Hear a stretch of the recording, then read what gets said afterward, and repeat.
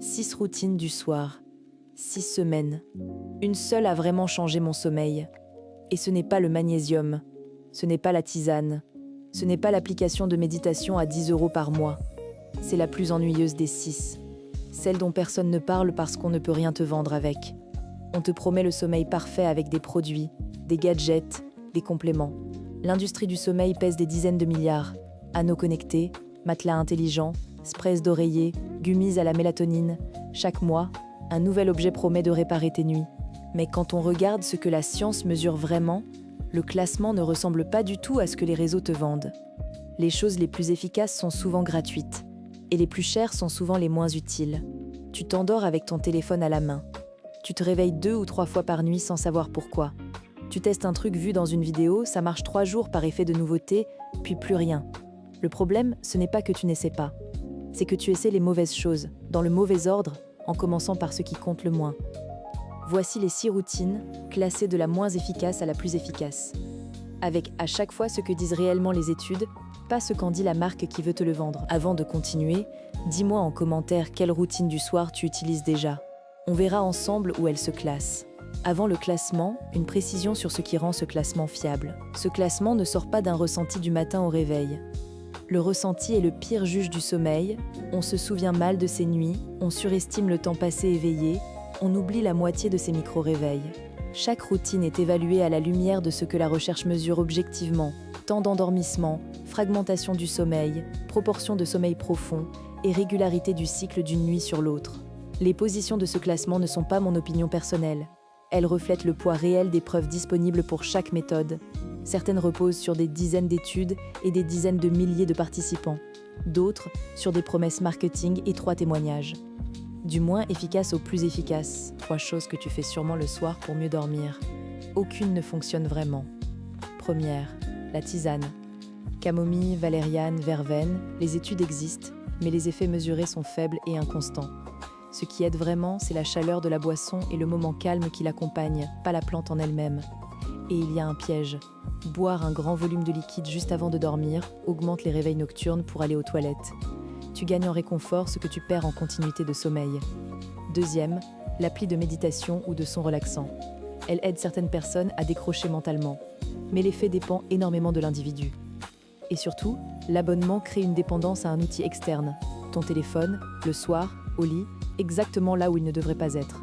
Utile comme béquille temporaire, faible comme fondation durable. Troisième, la mélatonine. C'est le complément le plus mal utilisé qui existe. La mélatonine n'est pas un somnifère. C'est un signal d'horloge, l'hormone qui dit à ton corps que la nuit tombe.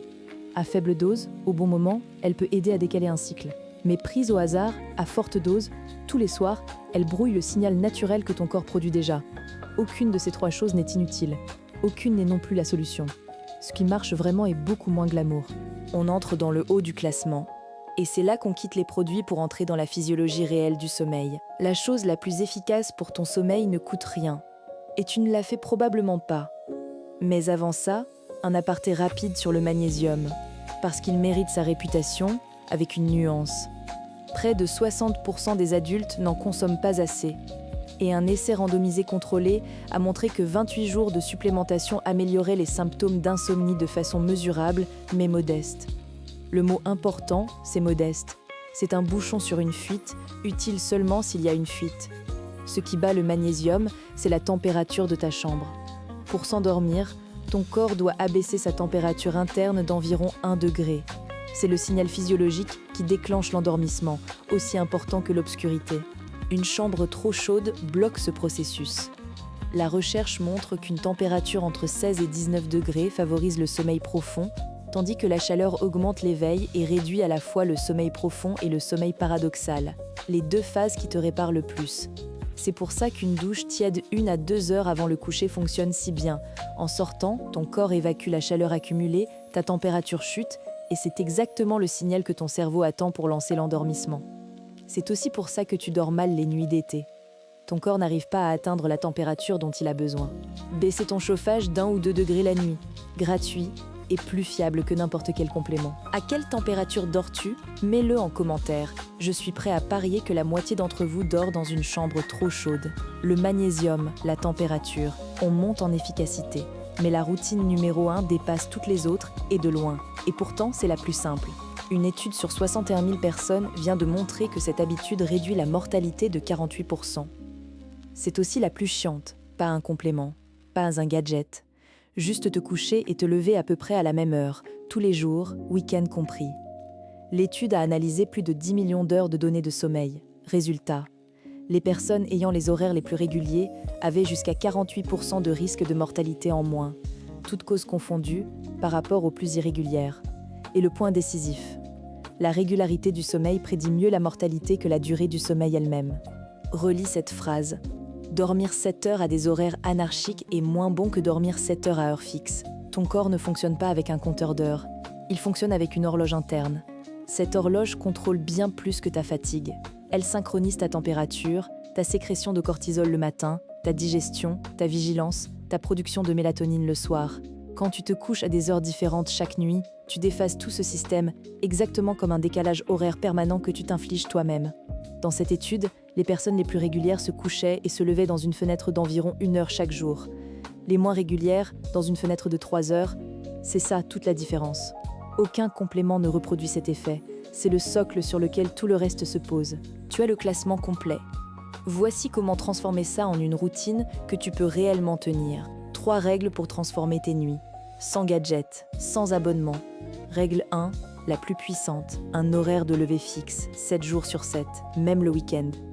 Pas l'heure de coucher, l'heure de lever, parce que c'est elle qui cale ton horloge interne. C'est gratuit, c'est la base, et c'est ce qui a le plus d'impact mesuré sur ta santé à long terme. Si tu ne fais qu'une chose, fais celle-là. Règle 2, une chambre fraîche, entre 16 et 19 degrés. Ajoute, si tu veux, une douche tiède 1 à 2 heures avant le coucher pour déclencher la chute de température naturellement. Règle 3, le magnésium seulement si tu en manques. Si ton alimentation est pauvre en légumes verts, légumineuses et fruits à coque, une supplémentation le soir peut t'aider. Sinon, ne dépense pas ton argent. Tout le reste, tisane, appli, mélatonine au hasard, n'est pas interdit. C'est secondaire. Tu peux les garder par plaisir, pas par stratégie. La vérité sur le sommeil, c'est que ce qui marche le mieux ne se vend pas. Et ce qui se vend n'est presque jamais ce qui marche le mieux. Laquelle de ces 3 règles tu n'appliquais pas encore? Dis-le en commentaire. Au début, je te disais que la routine qui a tout changé était la plus ennuyeuse des 6. Tu sais maintenant laquelle. Pas un produit, pas un abonnement, pas une plante.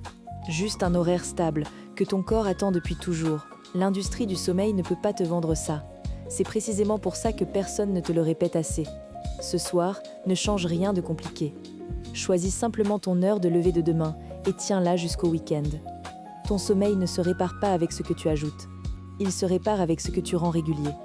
Si cette série t'aide à trier ce qui marche vraiment de ce qu'on essaie juste de te vendre, la suite continue exactement dans cette direction.